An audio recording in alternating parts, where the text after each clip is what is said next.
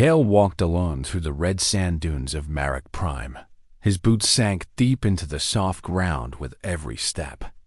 The twin suns burned above him, but he was used to the heat. He had lived on this harsh planet for 30 years. His people, the Sandwalkers, had called this world home for 5 generations.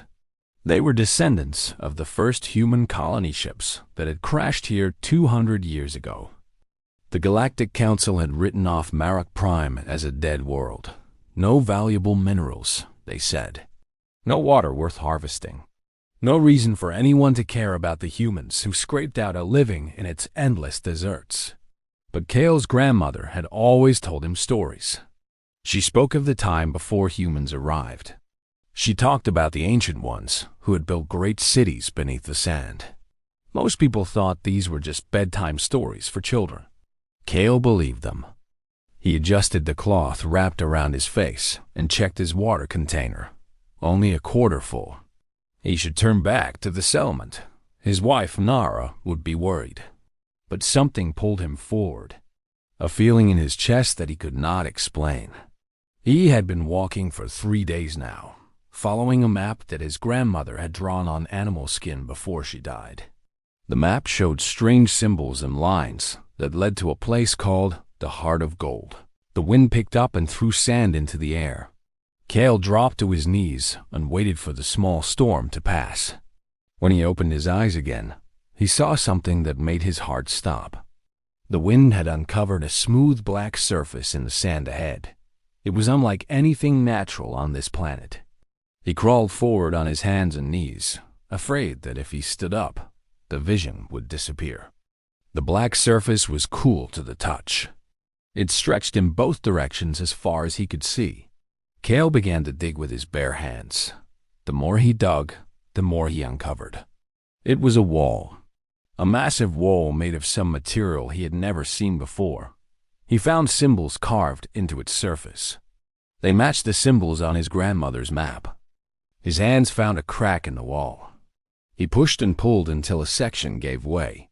Stale air rushed out from the darkness beyond.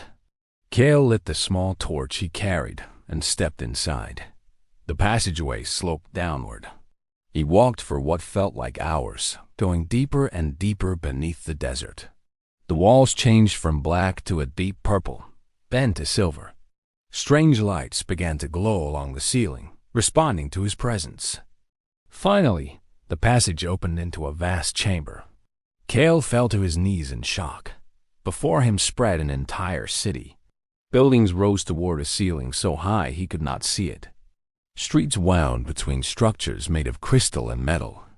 And everywhere, coating every surface, there was gold. Not just gold, but diamonds, rubies, emeralds, and gems he had no names for. Mountains of treasure sat in the open streets as if they were worthless. Kale walked through the empty city in a daze.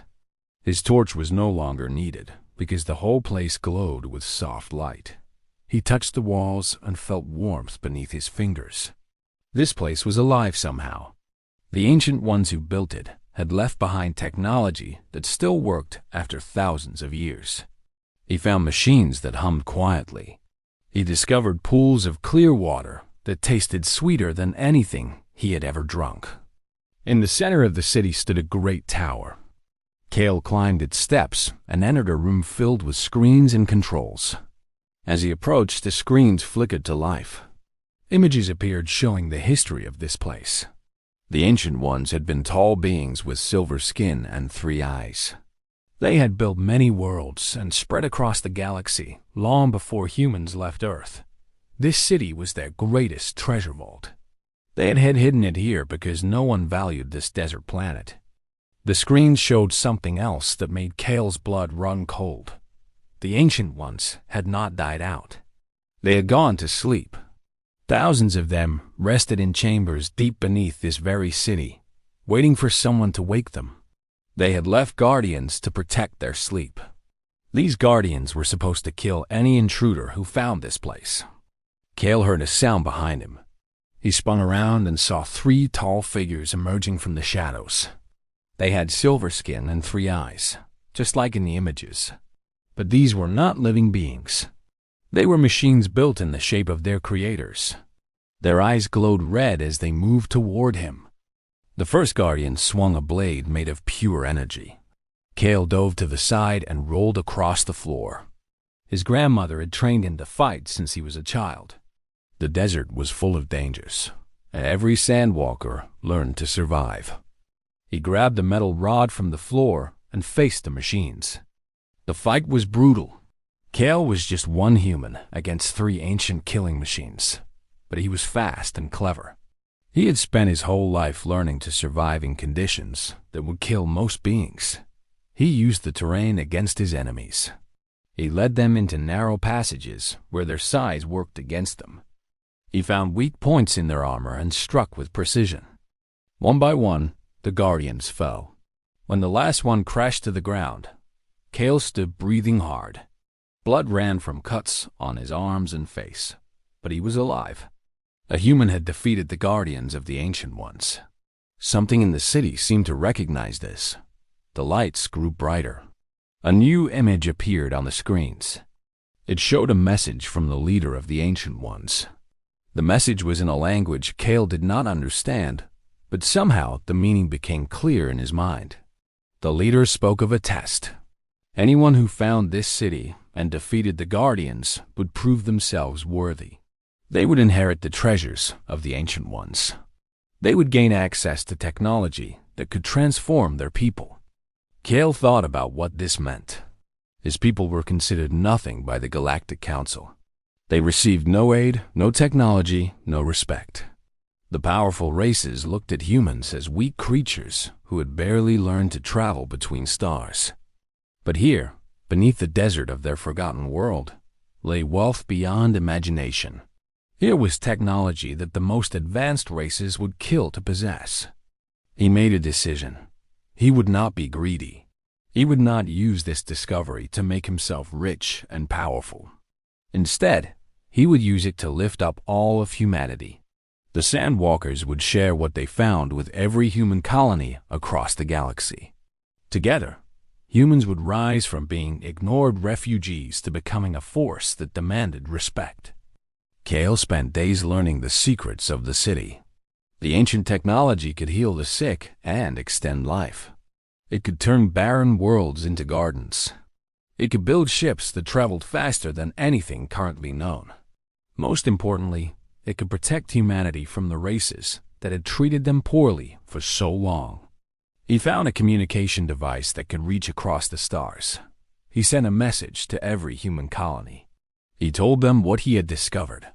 He invited representatives to come to Marak Prime and see for themselves. Within weeks, ships began arriving. Humans from 100 worlds gathered in the desert above the buried city. Kale led them down into the depths. He showed them the treasures and the technology. He explained the responsibility that came with this gift. The representatives wept with joy. For the first time in human history, their species would not be at the mercy of others. They would stand as equals among the great races of the galaxy. The Galactic Council received word of the discovery and sent investigators. They could not believe that primitive humans had found the legendary treasure world of the Ancient Ones. When they confirmed the reports were true, they demanded that humanity share the technology. They threatened war if humans refused. But the ancient technology included weapons. Powerful weapons that the Council could not match. For the first time, humans had the power to say no. They offered peaceful trade and friendship, but they would not be bullied. The Council had no choice but to accept humanity as full members with equal rights. Kale became known as the father of the New Age, but he never forgot his humble beginnings. He continued to live simply in the desert with his wife Nara.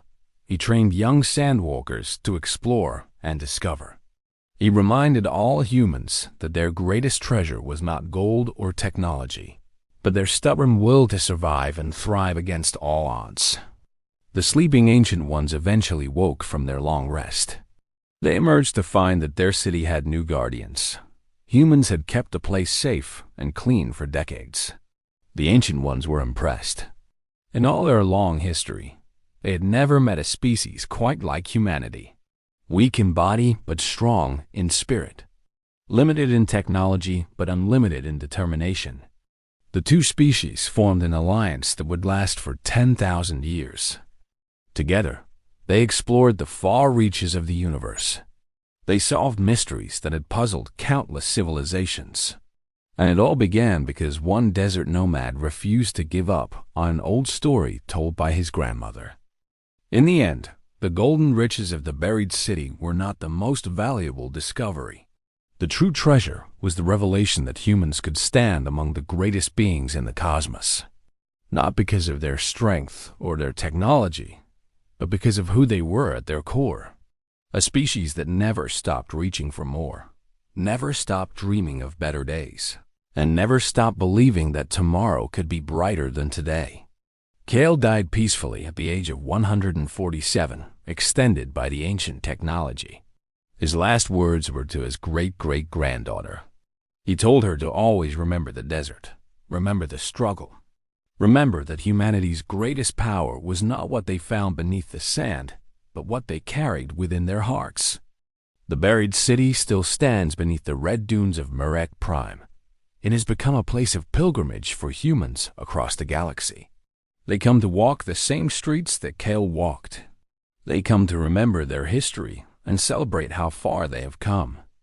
And they come to remind themselves that no matter how powerful humanity becomes, they should never forget the nomad who believed in an old story and walked into the unknown with nothing but hope and courage.